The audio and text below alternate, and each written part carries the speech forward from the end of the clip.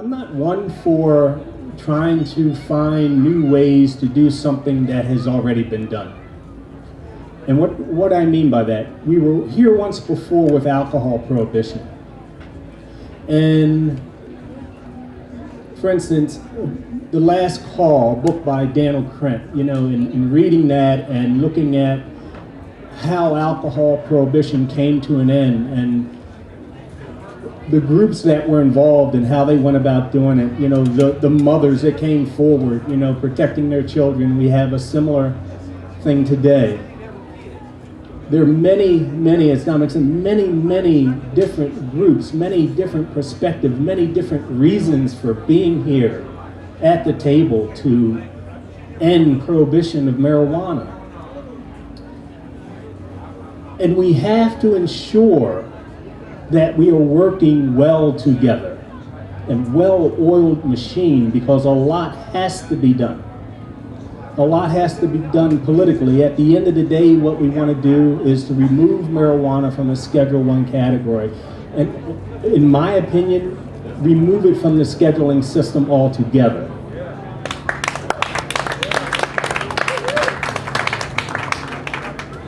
And,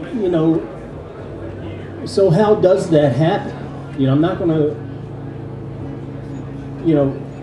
reiterate what Dominic already talked about, but how does that happen? How do we do that?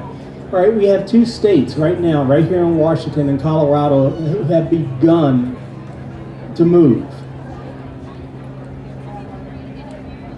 There are 48 other states that are going to move in a similar direction. The question is, how will they do it and how quickly will they do it?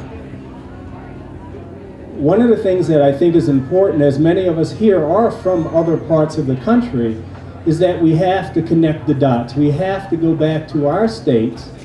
We have to talk about this, yes, at the kitchen tables and in our own individual circles, but we have to make those connections to the people who would be responsible in our home states for doing what's happening here. The city attorneys, for instance, I'm from Maryland, in Baltimore.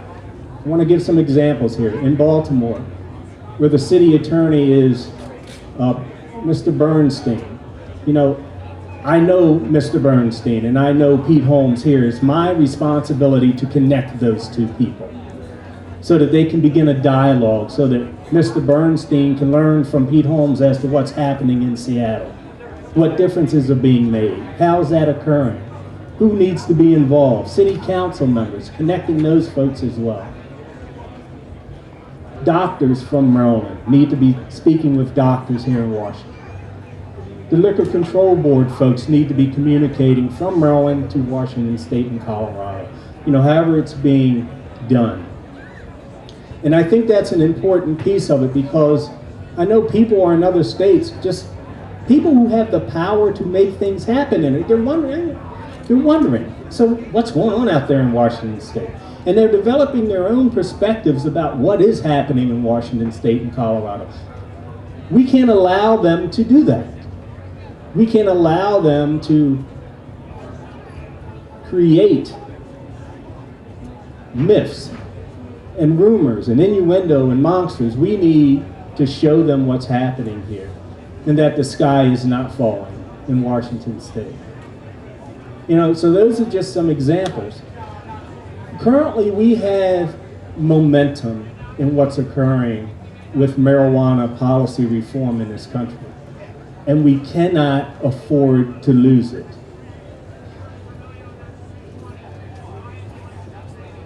The only way that we can lose it, in my opinion, is if we don't work together as a team in making this happen. And I'm going to continue to say this every time I have an opportunity, because in the past I've seen infighting among all of us that want to legalize marijuana, that want to remove it from the scheduling system. And we have to get beyond our own individual differences. We have to leave that baggage outside. You can pick it up when you leave, when we're all done, when we end prohibition of marijuana. You can pick it up and carry it around again if you want, but for this moment, for this effort here, you've got to leave it outside. You've got to do that. So I'll end with this. You know, the moms need to support the cops that want to get this done. And there are a lot of cops that want to get it done, believe it or not. And they're all not members of LEAP. You know, the cops need to support those who just want the right to enjoy cannabis.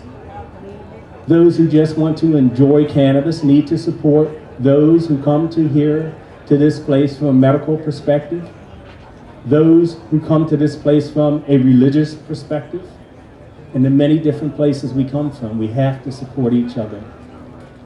Keep the momentum going and share what's happening here in Washington and Colorado, not just with other states in the union, but we're already beginning to see what's happening outside of this country in other countries, like in Central America with Uruguay.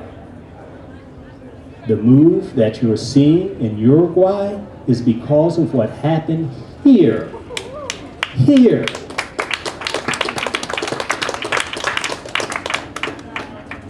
That's my 2 cents. Thanks.